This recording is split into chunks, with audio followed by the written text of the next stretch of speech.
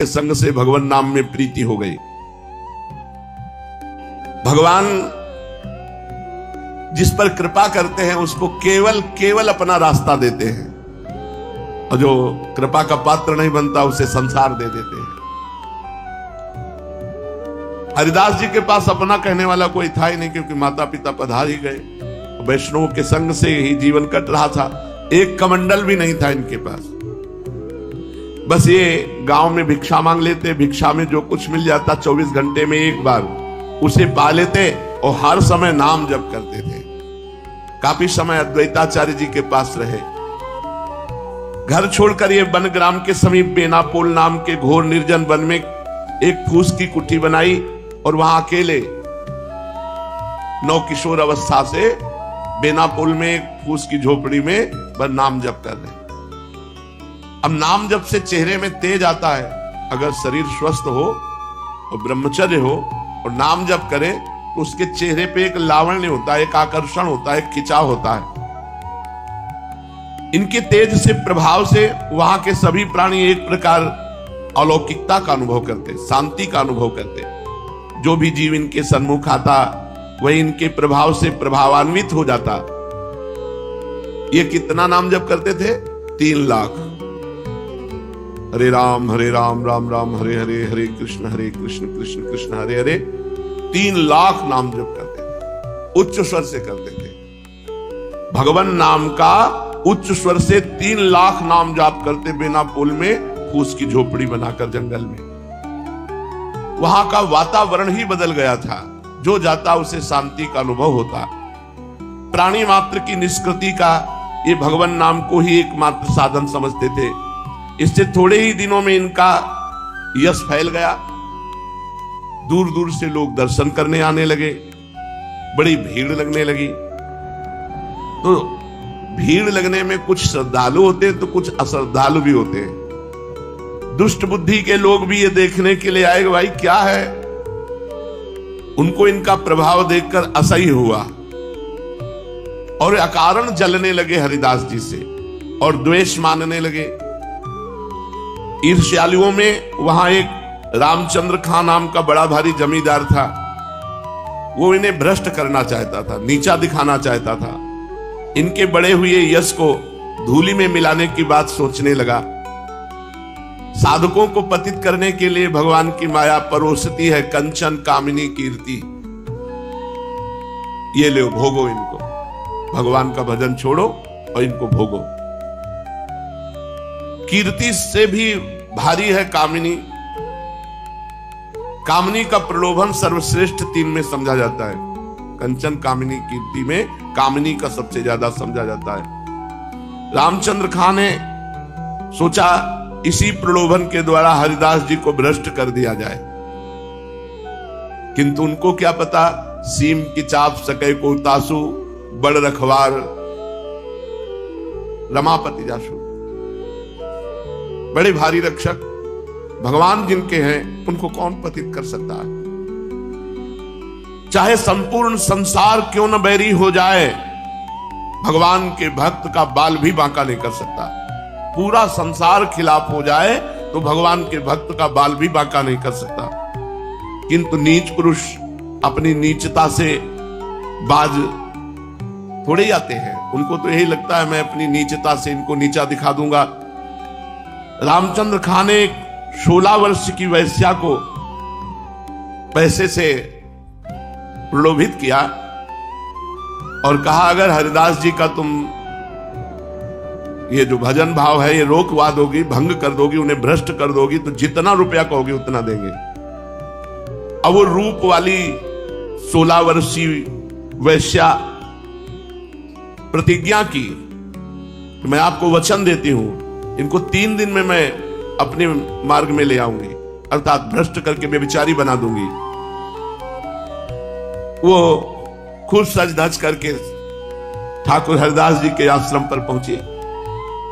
उसे अपने रूप का अभिमान था, बड़ी चपल चंचल वृत्ति, अपने रूप लावण्य से बड़ों को लुभायमान करने की सामर्थ्य रखती थी। किंतु उसको क्या पता कि जो सबसे बड़े भगवान के नाम में लगे हुए हैं उनको लुभाया नहीं जा सकता। उनको बाहरी संसारिक रूप लावण्य नहीं आकर्षित कर सकता, जिनकी जिह्वा पे भगवान का नाम है, हृदय में भगवान का ध्यान है। अब देखो, जंगल है, एकांत है, जवान वैश्या है 16 वर्ष की, और वो भ्रष्ट करने के लिए आई हरिदास जी के पास। कितना भारी महान त्याग, कैसा अपूर्व वैराग्य, कितना अद्भुत इंद्रिय निग्रह। आप हृदय पर विचार कर देखो, यदि अपने लोगों के साथ ऐसा संयोग हो तो हालत क्या हो जाएगी। हरिदास जी की युवा अवस्था एकांत शांत स्थान है और परम लावण्य प्रकट हो रहा है, उनके चेहरे से भगवान नाम जप कर रहे हैं।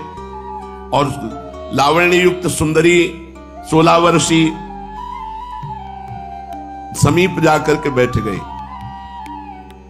वो देखा कोई स्त्री आई, हरे राम राम राम हरे हरे, हरे कृष्ण कृष्ण कृष्ण हरे, जोर जोर से भगवान नाम जप रहे थे। वो चुपचाप बैठी रही और हरिदास जी के चेहरे को देखती रही और इशारा करती रही कि रुको, हमारी बात सुनो। तो बस कह देते, बैठे, हरे कृष्ण कृष्ण कृष्ण। धारा प्रवाह, नाम कीर्तन।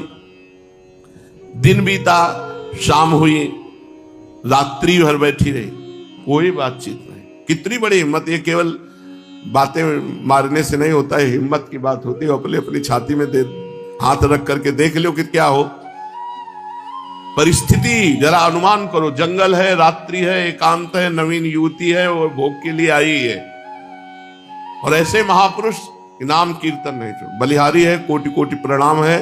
ऐसे महापुरुषों का यश सुनकर के ही अपने लोगों में कुछ हिम्मत आ सकती है, नहीं तो भगवती माया बहुत प्रबल है। रात बीती, प्रातः काल हुआ, फिर वो खा पी के श्रृंगार करके फिर बैठी।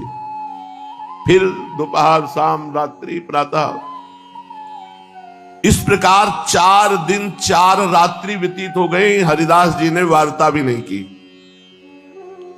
वो वैश्या रोज सज धज करके आती, 24 घंटे बैठी रहती, फिर जाती, फिर सज धज के आती, फिर बैठी रहती। कभी कभी वो बीच में रोकने की इच्छा करती, पर वो हिम्मत न पड़ती। लाल चेहरा, हरे कृष्ण कृष्ण कृष्ण हरे हरे। एक बार हिम्मत करके रोका, आप हमारी बात सुनो। तो उन्होंने नम्रता से कहा, मेरा नाम जप की संख्या पूरी हो जाए, आराम से बात करूंगा, पर 3 लाख नाम जप अखंड चल रहा है। नाम जप की संख्या 10-20 हजार हो तो बात 3 लाख नामों का जप करना था, और वो भी उच्च स्वर से। इसलिए 4 दिन व्यतीत हो गए। बेचारी बैठे बैठे उसके भी चलने लगा, हरे राम राम राम हरे। 4 दिन 4 रात्रि बराबर सुन रहे, तो वो भी कहे, हरे राम राम राम हरे हरे, हरे कृष्ण कृष्ण कृष्ण हरे हरे। 4 दिन निरंतर हरिनाम स्मरण श्रवण से, और 4 दिन बराबर ऐसे महाभागवत के दर्शन से उसके पाप नष्ट हो गए।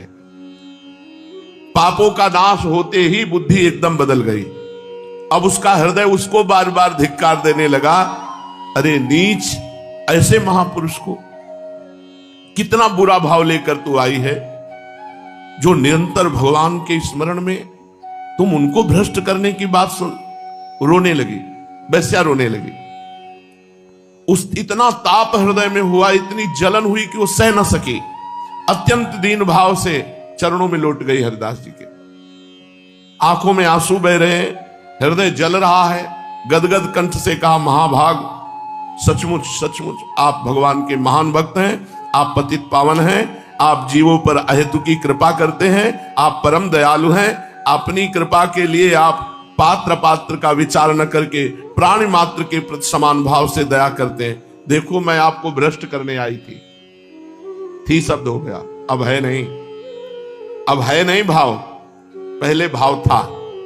मुझ जैसी नीच पतित लोक निंदित खोटी बुद्धि वाली अधम वैश्या के ऊपर आपकी कृपा हो गई। भगवान, मैं खोटी बुद्धि से आपके पास आई थी, किंतु आपके 4 दिन के दर्शन और नाम कीर्तन श्रवण के प्रभाव से मैं एकदम बदल गई। श्री हरि के सुमधुर नामों के श्रवण मात्र से ही मेरे कलुषित विचार भस्मीभूत हो गए। ये गत संगस्य, ये है गत संगस्य, किसी के भी संग का रंग नहीं। गत संगस्य मुक्तस्य ज्ञानावस्थित चेतसा, ये स्थिति है। इसे कहते हैं स्थिति। और यह स्थिति प्रवचन करने या सुनने से नहीं आई, खूब डट के नाम जप करने से आई है। सत्संग सुनो और खूब भजन करो, भजन करने से स्थिति जागृत होती है। अब वो वैश्या रोकर कहने लगी, हे प्रभु मैं आपकी शरण में हूं, मुझ पतिता अबला का उद्धार कीजिए, मेरे घोर पापों का प्रायश्चित बताइए, क्या मेरी भी निष्कृति का कोई उपाय हो सकता है। इतना कहते कहते वो हरिदास के चरण पकड़ लिए और खूब आंसुओं से चरण भिगोने लगी। हरिदास जी ने अपने चरण खींचे और कहा, देवी उठो उठो, घबराने की कोई बात नहीं। श्री हरि बड़े दयालु हैं, वे नीच पामर पतित सभी प्रकार के प्राणियों का उद्धार करते हैं। भगवान के दरबार में ये भेदभाव ही नहीं है। भगवान नाम के सम्मुख भारी से भारी पाप नहीं रह सकते। भगवान नाम में पापों को क्षय करने की इतनी भारी शक्ति है कि चाहे कोई कितना भी घोर पापी से पापी क्यों न हो, उतने पाप कर ही नहीं सकता जितने पापों को मिटने की भगवान के नाम में शक्ति है। तुमने पाप कर्म से आज तक जो पैसा कमाया है, उसे भूखों को, बीमारों को, ऐसों को बांट दो। इससे तुम्हारे पाप दूर हो जाएंगे और तुम भगवान नाम जप करो। बस आज से तुम हरे राम राम राम हरे हरे, हरे कृष्ण कृष्ण कृष्ण हरे हरे, ये नाम जप करो और तुम इसी कुटिया में रहो, मैं जा रहा हूं। उस वैश्या को उपदेश करके महाभागवत श्री हरिदास जी ने उसे हरिदासी बना दिया, भगवान की नित्य भक्ता बना दिया। और विरक्त होकर वो उसी कुटिया में, इतने परमाणु थे, निरंतर भगवान नाम जपने लगी। और हरिदास जी सीधे शांतिपुर अद्वैताचार्य जी के पास चले आए और वहां श्री कृष्ण नाम कीर्तन करने लगे। उस वैश्या ने हरिदास जी के आदेशानुसार अपना सर्वस्व दान कर दिया, किंचनों का, जो समुदाय जहां भिक्षुकों का होता सब दान कर, और स्वयं भिक्षुक भेष, फटे पुराने कपड़े पहनकर और भिक्षान्न से निर्वाह करते हुए अपने गुरुदेव हरिदास जी के द्वारा दिए हुए नाम का निरंतर जप करते हुए उसी जंगल में कुटिया में रहने लगी और हरिदासी के नाम से सर्वत्र प्रसिद्ध हो गई। लोग उसका बहुत अधिक आदर करने लगे। देखो, महापुरुषों को पतित करने गई थी और स्वयं संत बन गई। यह है महापुरुषों का प्रभाव। महापुरुषों ने सत्य ही कहा है कि महात्माओं का खोटी बुद्धि से किया हुआ सत्संग भी व्यर्थ नहीं जाता। सत्संग की महिमा बहुत बड़ी है। इधर रामचंद्र खां ने एक भक्त को भ्रष्ट करने के लिए ये जाल रचा था, तो उनको प्रत्यक्ष फल मिला कि बादशाह का अपराध साबित हुआ और बादशाह ने सब उनके लगान ना भरने के कारण सब धन छीन लिया, सब वैभव उनका अपने कब्जे में कर लिया और अपराधी समझकर उनको भारी दंड मिला, उनको जेल मिली, सब वैभव छीन गया और सजा मिली उनको। बादशाह के आदमियों ने उसके घर में आकर के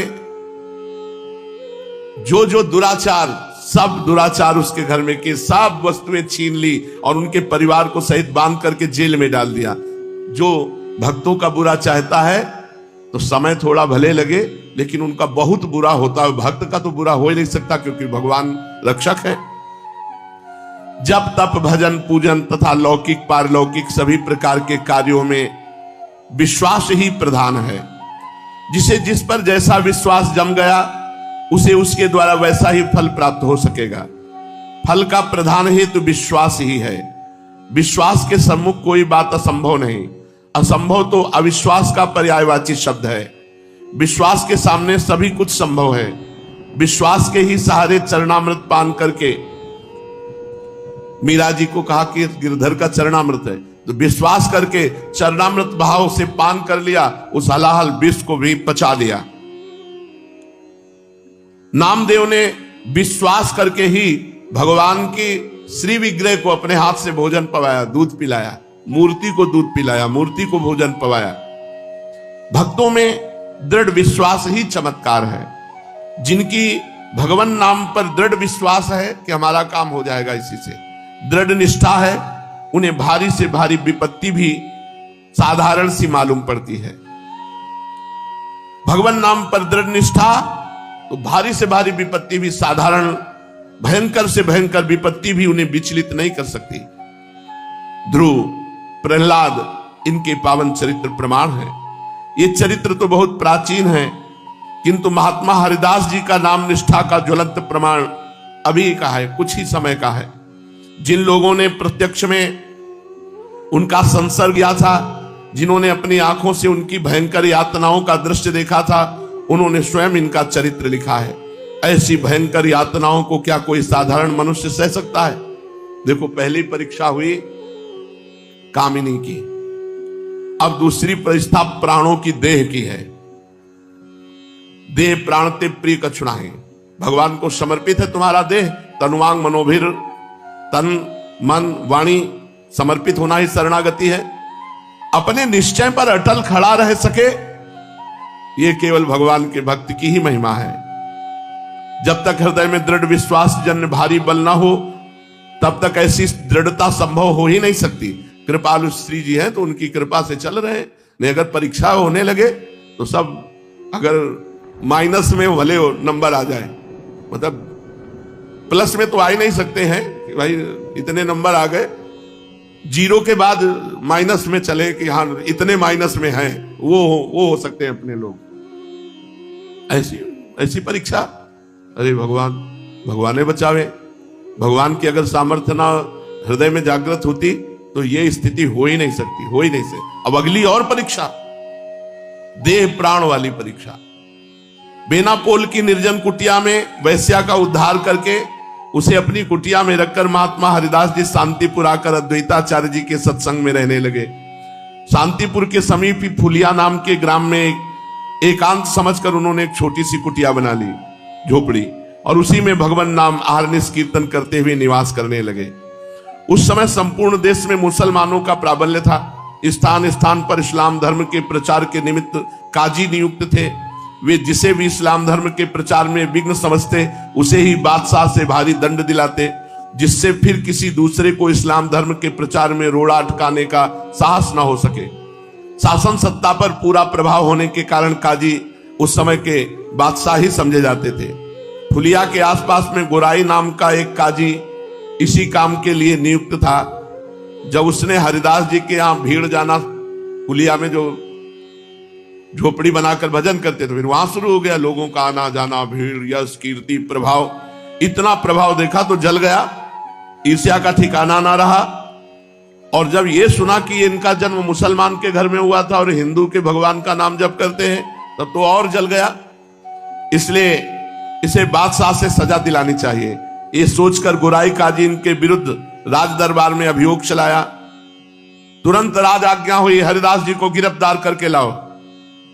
हरिदास जी गिरफ्तार करके मुलुकपति के यहां पेश किए गए। मुलुकपति नवीन अवस्था, अद्भुत तेज, गंभीरता, शांति, ये देख करके एक बार तो हतप्रभ हो गया, चकित हो गया। बैठने के लिए आसन दिया, विराजो।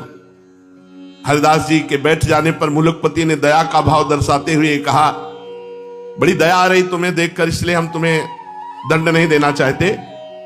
अब अपने पाप का प्रायश्चित करो, मालिक तुम्हारे सारे अपराध क्षमा कर देंगे और तुम्हें मुक्ति भी मिलेगी। मुलुकपति की ऐसी बात सुनकर हरिदास जी ने कहा, महाशय आपने जो भी कुछ कहा अपने विश्वास के अनुसार ठीक ही कहा।